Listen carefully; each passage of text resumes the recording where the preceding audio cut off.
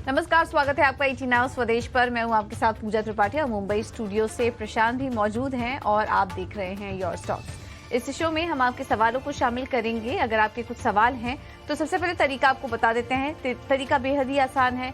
आप हमें व्हाट्सएप करिए, अपने सवाल हमें मैसेज कर सकते हैं, हमें कॉल करिए। व्हाट्सएप नंबर लगातार आपकी स्क्रीन पर फ्लैश होता रहेगा और सेम हमारा फोन लाइन नंबर भी है, इसके जरिए आप हमें कॉल भी कर सकते हैं। इसके अलावा हम सोशल मीडिया पर भी हैं, फेसबुक, इंस्टाग्राम और ट्विटर के जरिए भी आप अपने सवाल हम तक पहुंचा सकते हैं। चलिए, ये तो तरीका हुआ सवाल पूछने का। कुछ ही देर में एक्सपर्ट को भी शामिल करेंगे हम अपने साथ, लेकिन उसके पहले बाजार का एक क्विक अपडेट आपके लिए। बाजार में आज हम देख रहे हैं कि हफ्ते का आखिरी कारोबारी सत्र बेहद छोटे दायरे में कारोबार हो रहा है, क्योंकि कुछ ग्लोबल संकेत नहीं थे। उस अब्सेंस में भी ज्यादा कुछ एक्शन यहाँ पर आज के दिन बाजार में भी नजर नहीं आ रहा है। बेहद ही छोटे दायरे में आज कारोबार हो रहा है। निफ्टी 19,800 के पास ही है, इस लेवल को होल्ड कर रहा है, बेहद ही सपाट। और बैंक निफ्टी भी मामूली बढ़त के साथ 43,600 के ऊपर इस वक्त ट्रेड कर रहा है। लेकिन आज मजबूत हैं फार्मा स्टॉक्स। सिप्ला 2% ऊपर, डिवीज लैब में 2% की मजबूती है और डॉक्टर रेड्डीज भी करीब 1.25% की मजबूती के साथ आज कारोबार कर रहा है। इसके अलावा हिंडाल्को और JSW स्टील मेटल स्टॉक्स में भी आज अच्छी तेजी हम देख रहे हैं। IT स्टॉक्स में आज दबाव है। HCL टेक, विप्रो, ये सभी कमजोरी के साथ ट्रेड कर रहे हैं। टाटा मोटर्स, अपोलो हॉस्पिटल और BPCL में भी आज हम देख रहे हैं कि 0.5% की कमजोरी के साथ आज ये सभी स्टॉक्स कारोबार कर रहे हैं। इंडेक्स वाइज अगर देखेंगे तो pharma, health care, metal stocks में तो अच्छी तेजी है ही। पावर भी मजबूती के साथ कारोबार कर रहे हैं। सबसे ज्यादा कमजोरी है आज IT और ऑयल एंड गैस स्टॉक्स में। लेकिन कुल मिला के मार्केट ब्रेड देखें तो आज पॉजिटिव ही है। ज्यादातर स्टॉक्स आज हरे निशान में कारोबार कर रहे हैं। अब आगे बढ़ते हैं और एक्सपर्ट को भी शामिल करेंगे। हमारे साथ दोनों ही मेहमान मौजूद हैं। रवि सिंह हमारे साथ जुड़ चुके हैं और हिम सिक्योरिटीज से सीनियर रिसर्च एनालिस्ट आस्था जैन भी मौजूद हैं। आप दोनों का ही बहुत बहुत स्वागत है शो पर। रवि, आप सबसे पहले तो बाजार पर राय दीजिए। आज तो ज्यादा एक्शन नहीं दिखाई दे रहा है, लेकिन ऐसे माहौल में भी आने वाले हफ्ते के लिए कौन कौन से इंपॉर्टेंट इवेंट्स होंगे जहां पर कि आपकी नजर होगी, और sector specific point of view अभी आपका क्या बन रहा है? देखिए, बिल्कुल यहाँ पर इस समय अभी मार्केट जो है वो थोड़ी सी साइडवेज इसलिए भी है क्योंकि आप इंटरनेशनल मार्केट में मुझे लगता है कि बहुत ज्यादा ट्रेंड यहाँ पर नहीं देख पा रहे हैं। और पूजा जी, अगर देखा जाए तो ये माहौल अगर हिस्टोरिकली देखें तो 15 दिसंबर से लगभग 10 जनवरी के बीच में देखने को मिलता था। इस बार शायद छुट्टियां पहले देखने को मिल रही है, लेकिन फिर भी इस समय अभी अपवर्ड ट्रेंड जो है वो अभी स्टिल इंटैक्ट है। निफ्टी के लेवल्स की बात करें तो मुझे लगता है कि निफ्टी के 19,700 पे जिस हिसाब से यहाँ पर अभी ऑप्शन डेटा दिखा रहा है या फिर चार्ट पे भी अगर देखें तो काफी स्ट्रॉन्ग सपोर्ट है। अब रेजिस्टेंस की बात करें तो 19,880 और 19,950 ये एक स्ट्रॉन्ग रेजिस्टेंस की तरीके से यहाँ पर निकल कर आ रहे हैं। अब अभी फिलहाल तो यहाँ पर थोड़ी सी प्रॉफिट बुकिंग अगर होती है तो डिप पे बाय की स्ट्रैटेजी रखनी चाहिए। और ऑप्शन ट्रेडर के लिए यहाँ पर थीटा खान जो है वो गेन करने के चांसेस यहाँ पर ज्यादा हैं। अब सेक्टर और स्टॉक स्पेसिफिक में अगर जाते हैं तो मुझे लगता है कि इस समय बैंक, डिफेंस और खास तौर से FMCG काउंटर को थोड़ा फोकस करना चाहिए। ये आपको एक बेहतर नजरिया रवि जी की तरफ से आता हुआ। चलिए अब आपके सवालों का सिलसिला शुरू करते हैं। विनय भारद्वाज ने इंस्टाग्राम के जरिए हम तक अपना सवाल पहुंचाया है। उनका सवाल सुबेक्स पर है। 600 शेयर इनके पास हैं। 42 रुपए के से थोड़ा ऊपर इन्होंने ये स्टॉक खरीदा है। चलिए इस पर एक राय लेने की हम कोशिश करते हैं। तो सुबेक्स में क्या करना चाहिए, जरा हम जानने की कोशिश करते हैं। आस्था जी बताइए, सुबेक्स में क्या नजरिया बन रहा है आपका? Good morning. गुड मॉर्निंग जी। देखिए, सुबेक्स की बात करें तो बेसिकली लीडिंग ग्लोबल प्रोवाइडर है जो कि बिजनेस सपोर्ट सिस्टम्स प्रोवाइड करता है और उसकी वजह से बिजनेस को एक कंपेटिटिव एडवांटेज भी मिलता है। काफी बढ़िया स्केलेबल बिजनेस मॉडल है, लेकिन जिस तरह से हमने देखा है कि ऑफ लेट थोड़ा सा IT सेक्टर और उससे जो रिलेटेड सेक्टर्स हैं वहां पे थोड़ा सा मैक्रो फैक्टर्स इतने स्ट्रांग नहीं थे, तो उसका भी यहाँ पे खामियाजा में दिखते हुए मिल रहा है। ये स्टॉक भुगत रहा है। मुझे लगता है लॉन्ग टर्म के लिए ठीक काउंटर लगता है। अगर लॉन्ग टर्म का नजरिया है तो होल्ड करें, क्योंकि अभी इनकी कॉस्ट प्राइस तो 42 रुपीज की है जो कि काफी ऊपर की है। तो अगर अभी निकलेंगे तो बड़ा नुकसान हो जाएगा। लॉन्ग टर्म पर्सपेक्टिव से होल्ड करें और रिजल्ट्स को कंटिन्यूसली वॉच करें।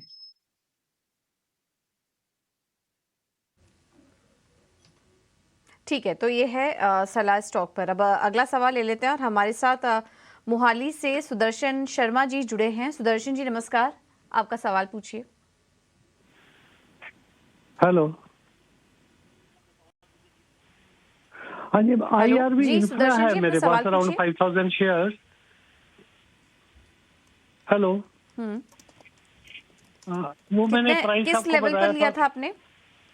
ये आपको कल बताया था। मैं अभी देख ओके, के बताऊं तो तो। अभी आप समय दे सक जी जी, हाँ जी, दे सकते हैं, समय दे 3580 सकते हैं। है प्राइस आपका IRB इंफ्रा। हाँ जी, हाँ जी। ठीक है, ठीक है, ठीक है, आपको सलाह दिला देते हैं। रवि जी, क्या सुझाव होगा आपका? IRB इंफ्रा में 3580 पर लिया था, अभी फिलहाल हल्के मुनाफे में है और समय दे सकते हैं, तो IRB इंफ्रा को अभी थोड़ा समय के लिए होल्ड करना चाहिए और तेजी के लिए।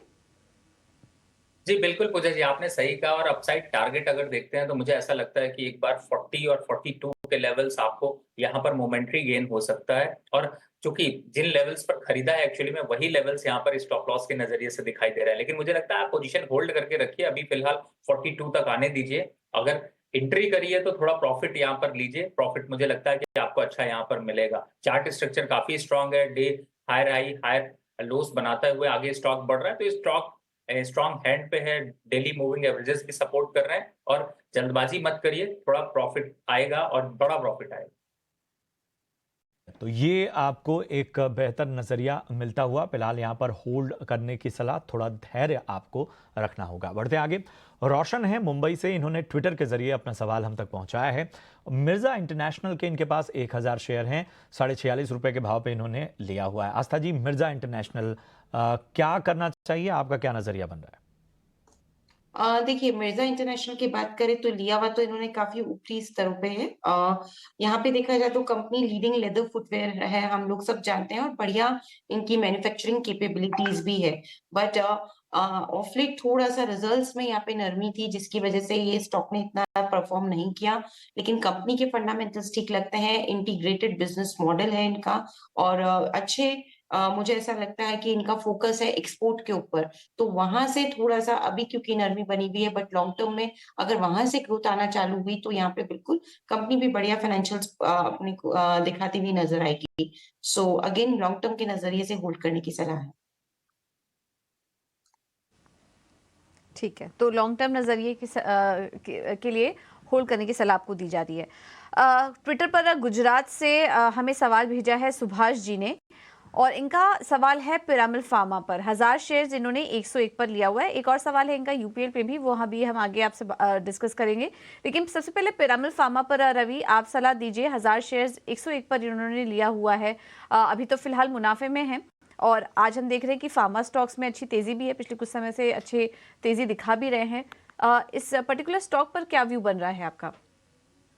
देखिए, पिरामिल फार्मा इस समय एक सेकुलर अप ट्रेंड में है। हालांकि इसमें ऊपरी लेवल से करेक्शन आया और लगभग 70 रुपए के पास इसने एक बेस बनाया था अप्रैल 2023 में, और उसके बाद से ये एक स्ट्रॉन्ग अप ट्रेंड में चल रहा है। तो मुझे ऐसा लगता है कि अभी पोजीशन बिल्कुल होल्ड करके रखे। इनफैक्ट अभी आज के हिसाब से अगर देखते हैं तो ये फ्रेश बाय की पोजीशन भी यहाँ पर बन रही है, और करंट लेवल पर नए इन्वेस्टर भी बाय करके चल सकते हैं for the target of 145। Stop loss देखते हैं तो 120 के स्टॉप लॉस से यहाँ पर इनको पोजीशन अपनी होल्ड करके रखनी चाहिए। और जो आपके दर्शक हैं, वो लोग जो फ्रेश ट्रेड लेना चाहते हैं, उनके लिए भी ये स्टॉक एक अच्छा काउंटर है। चार्ट पैटर्न्स काफी अच्छे बन रहे हैं और फायदा जो है वो अपसाइड 145 तक जाता हुआ नजर आएगा।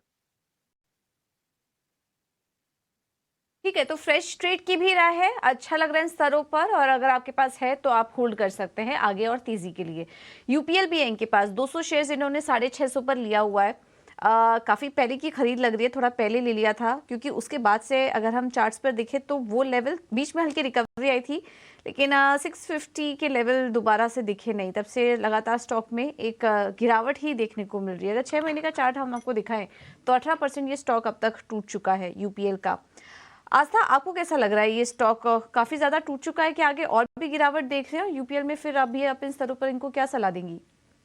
देखिए, टूटने के पीछे का एक मुख्य कारण ये है कि जो नतीजे आए थे उसमें वॉल्यूम में डिक्लाइन देखा था, और इनकी जो की मार्केट्स हैं जैसे लैटिन अमेरिकन मार्केट्स वगैरह, वहां पे प्राइजेस में भी डिक्लाइन हुआ है। तो प्राइस रियलाइजेशन इतने अच्छे हुए नहीं, वॉल्यूम में डिक्लाइन हुआ है और हर्बिसाइड्स जो कि ये मेजरली जिसके अंदर है, उसकी प्राइसेस देखा जाए तो वहां पे भी एक फॉल हुआ था। सो ओवरऑल नतीजे इसके इतने अच्छे नहीं थे, लेकिन लॉन्ग टर्म के लिए मुझे लगता है अगर इंटरनेशनल मार्केट्स में स्थिति सुधरेगी तो उसका एक फायदा कंपनी को होगा, क्योंकि इस बार के नतीजों में एक इन्होंने जो लिक्विडेशन किया था हाई कॉस्ट इन्वेंट्री का, वो भी एक असर था जो वन टाइम है, मेरे हिसाब से आगे जाते हुए वो भी रिफ्लेक्ट नहीं होगा।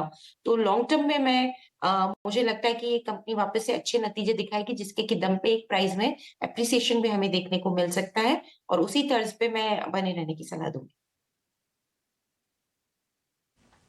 ठीक है, तो लॉन्ग टर्म के लिए कोई दिक्कत वाली बात नहीं है, निफ्टी 50 कंपनी है, आप बने रह सकते हैं यूपीएल में। आगे बढ़ते हैं और हमारे साथ राजस्थान से अगले दर्शक जुड़े हैं, शांति लाल जैन। शांति लाल जी नमस्कार, अपना सवाल पूछिए।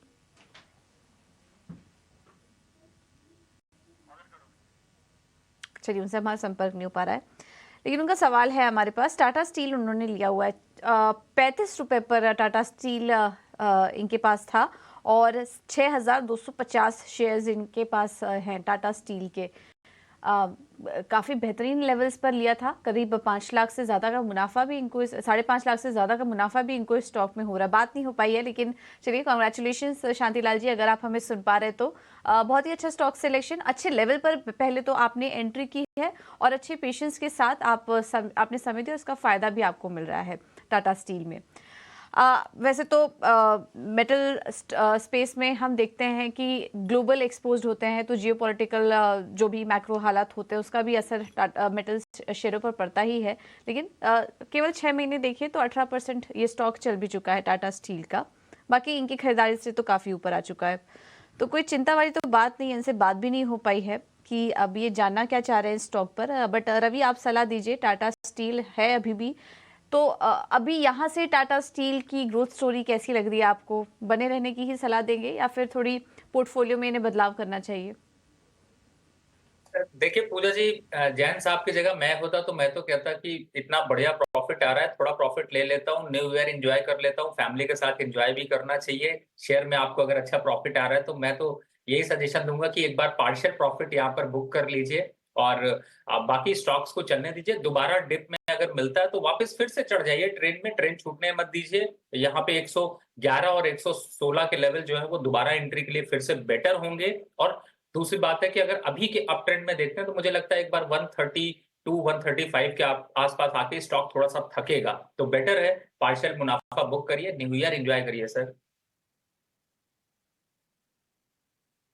बिल्कुल, न्यू ईयर एंजॉय करिए, चाहिए तो पार्शियल प्रॉफिट बुक भी कर सकते हैं आप, और यही समझदारी होगी कि जो निवेश किया था कम से कम वो कैपिटल अपना निकाल लीजिए और यहाँ से तेजी एंजॉय करिए। इनफैक्ट हैं विकास जी हैं भोपाल मध्य प्रदेश से।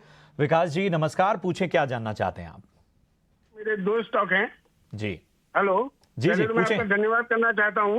मैंने आज से 2 महीने पहले बीएससी पे आपसे राय ली थी और आपने होल्ड करने का सुझाव दिया था। उस टाइम पे 1300 रुपए का रेट चल रहा था और आज 2400 तक टच किया, लेकिन अभी कुछ टाइम से ये नीचे आ रहा है, तो एक तो उसके बारे में बात करना था सर। चलिए, पहले तो आपको बधाई कि हमारी सलाह आपके काम आई और आपको इतना जबरदस्त मुनाफा हुआ। हम वाकई शुक्रगुजार हैं कि आपने इस चीज को नोटिस किया।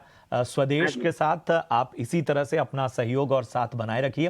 पूछिए आगे, दूसरा सवाल आपका क्या है? सर मेरा आईडीएफसी फर्स्ट बैंक है मेरे पास, मैंने 17/6/2020 में लिया था। कितने share? 10,000 number. Okay okay okay. और रेट है सर 25 रुपए 31 पैसा। वाह, यहाँ भी बम्पर मुनाफा आपको हो रहा है आईडीएफसी फर्स्ट बैंक में। पूछिए क्या जानना चाहते हैं आप? सर इसके बारे में जानना चाह रहा था, ये इसका आगे कहाँ तक ये जा सकता है, इसको होल्ड करूं या कुछ प्रॉफिट बुक करके कुछ कहीं और इन्वेस्ट करूं? ठीक है, चलिए, तो बीएसई पर इन्होंने स्वदेश की राय 2 महीने पहले ली थी और उनके भाव से जो है स्टॉक का लगभग डबल के करीब हो चुका है, तो बहुत बहुत बधाई आपको। और यहाँ भी हम देख रहे हैं कि अच्छा निवेश आपका अच्छे लेवल पर आईडीएफसी फर्स्ट बैंक में। रवि, क्या करना चाहिए इनको? सबसे पहले आईडीएफसी फर्स्ट बैंक पे बताइए, 10,000 स्टॉक है, 25 रुपए की एंट्री है। प्रशांत जी, यही खास बात है ईटी स्वदेश की कि ये सिर्फ बोलता, यहाँ पर सिर्फ सुनने के लिए लोग नहीं आते, पैसे कमाने के लिए लोग आते हैं, और इसीलिए ऐसे दर्शक आपको रिप्लाई भी देते हैं। प्रशांत जी और पूजा जी, आपकी टीम इतनी बढ़िया है और कोऑर्डिनेशन इतना बढ़िया है कि लोग आपसे जुड़े रहते हैं। पहले तो इसके लिए मैं भी बधाई दूंगा।